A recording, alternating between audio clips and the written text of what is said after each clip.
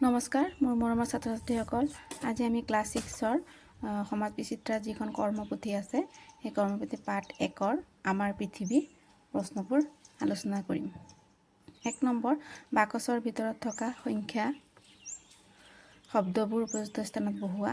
বাকচৰ ভিতৰত নিজ মেৰুদণ্ড কেন্দ্ৰ কৰি ঘূৰা কাৰ্য 90 ডিগ্ৰী মেৰুদণ্ড, ইয়াত জীৱ আছে, সূৰ্যৰ চাৰিওফালে ঘূৰে।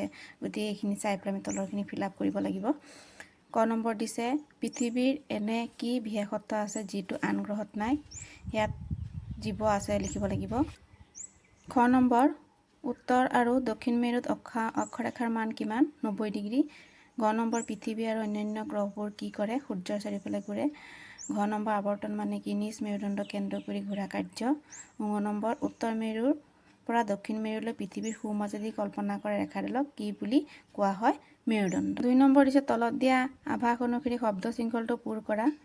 থিয়কৈ পথালৈকৈ এনেকৈ দি দিছে আৰু নাম্বাৰ অনুযায়ী এনেকৈ নাম্বাৰিং কৰি দিছে। মই ইয়াত লিখিছোঁ, তোমালোকে চাবা। পৃথিৱীৰ কেন্দ্ৰৰ মাজেৰে পাৰ হৈ যোৱা ৰেখা এইটো হ'ব মেৰুদণ্ড।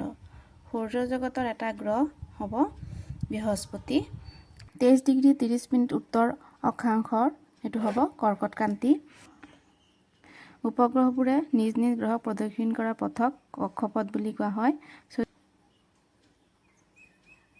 64 ডিগ্ৰী 30 মিনিট উত্তৰ অক্ষাংশ হ'ব সুমেৰু বৃত্ত। পৃথিৱীয়ে নিজ মেৰুদণ্ডত ঘূৰি কৰা গতিক আহ্নিক গতি বোলে। আহ্নিক গতি। 23 ডিগ্ৰী 30 মিনিট দক্ষিণ অক্ষাংশ হ'ব মকৰক্ৰান্তি।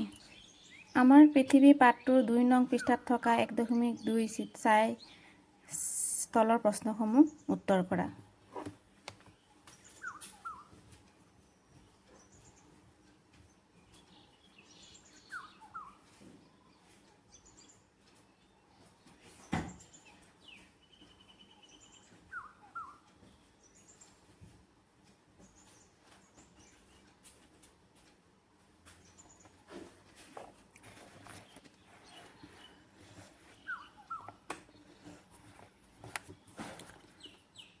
আমাৰ পৃথিৱী পাঠটোৰ চিত্ৰ 1.2 সৌৰজগতৰ এইটো চিত্ৰ দিছে। তাত গ্ৰহবিলাকৰ নাম ইয়াত লিখি দিয়া নাই, কিন্তু আমি বুধ, এইটো হৈছে সূৰ্য, বুধ, শুক্ৰ, পৃথিৱী, মংগল, বৃহস্পতি, শনি, ইউৰেনাছ, নেপচুন। গতিকে এনেকৈ এই সৌৰজগতৰ এইখিনি চাই পেলাই আমি প্ৰশ্নখিনি কৰিম। সূৰ্যৰ আটাইতকৈ ওচৰত থকা আৰু আটাইতকৈ দূৰত থকা গ্ৰহ দুটা কি কি? ওচৰত থকা গ্ৰহটো হৈছে বুধ আৰু দূৰত থকা গ্ৰহটো হৈছে নেপচুন। ছবিখনত কোনটো গ্ৰহ আটাইতকৈ ডাঙৰ দেখিছা? আমি বৃহস্পতি গ্ৰহটো ডাঙৰ দেখিছোঁ। সূৰ্যৰ পৰা দূৰত্ব হিচাপত আমাৰ পৃথিৱীৰ স্থান কিমান? তৃতীয়। কোনটো গ্ৰহক আঙুঠি আগুৰি আছে? শনি গ্ৰহটোক আঙুঠি আগুৰি আছে। কোনটো গ্ৰহ দেখিবলৈ ৰঙা? মংগল গ্ৰহটো দেখিবলৈ ৰঙা। তোমালোকে চোৱা, আঙুঠিৰ নিচিনা গ্ৰহ এইটো শনি গ্ৰহত আছে, আটাইতকৈ ডাঙৰ বৃহস্পতি। পৃথিৱীখন 3 নম্বৰত আছে, এইখন পৃথিৱী, আৰু এইটো হৈছে মংগল গ্ৰহ, আৰু এই গ্ৰহটো হৈছে বুধ, আৰু এই গ্ৰহটো হৈছে নেপচুন। 4 নম্বৰ, তলত দিয়া পৃথিৱীৰ মানচিত্ৰখনৰ লগতে অন্য মানচিত্ৰ চাই নিম্নোক্ত প্ৰশ্নকেইটাৰ উত্তৰ দিয়া। ইয়াৰ পৃথিৱীৰ মানচিত্ৰ আমি গোলকটো চালে সাধাৰণতে দেখা পাম।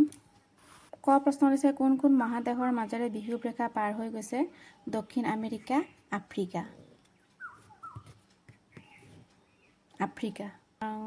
ভাৰত কিমান ডিগ্ৰী অক্ষাংশ আৰু দ্ৰাঘিমাংশৰ মাজত অৱস্থিত?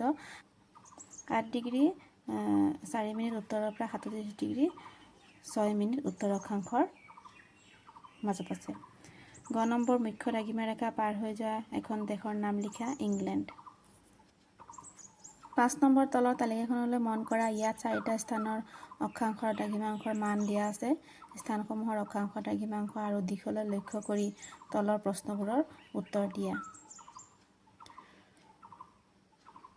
ইয়াত অক্ষাংশ দিছে, প্ৰতিটো কৰ অক্ষাংশ দ্ৰাঘিমাংশ দিছে, খৰ অক্ষাংশ দ্ৰাঘিমাংশ দিছে, গড় অক্ষাংশ দ্ৰাঘিমাংশ দিছে, ঘৰ অক্ষাংশ দ্ৰাঘিমাংশ দিছে। প্ৰশ্নবোৰ হ'ল, কোনটো স্থান মুখ্য দ্ৰাঘিমা ৰেখাৰ আটাইতকৈ ওচৰত অৱস্থিত? উত্তৰটো হ'ব গ।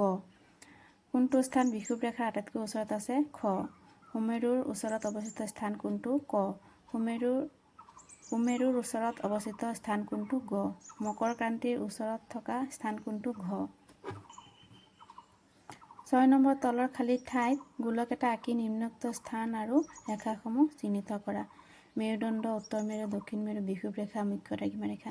গোটেই গোলকটো তোমালোকে এনেকৈ কাঠ পেঞ্চিলেৰে আঁকি ল'বা আৰু ইয়াৰ মাজেৰে যিটো ৰেখা আঁকিবা সেইডাল হৈছে বিষুৱ ৰেখা। ওপৰখিনি হৈছে উত্তৰ মেৰু, তলৰ ফালে দক্ষিণ মেৰু। এইডাল মাজেদি আঁকিলে এইটো মেৰুদণ্ড বা মুখ্য দ্ৰাঘিমা ৰেখা বুলি কোৱা হয়। গতিকে ছাত্ৰ ছাত্ৰীসকল, তোমালোকৰ যদি মোৰ ভিডিঅ'টো ভাল লাগে লাইক কমেণ্ট শ্বেয়াৰ এটা কৰিবা আৰু মোৰ অন্যান্য ভিডিঅ' পাবৰ বাবে মোৰ চেনেলটো ছাবস্ক্ৰাইব কৰি দিবা। ধন্যবাদ।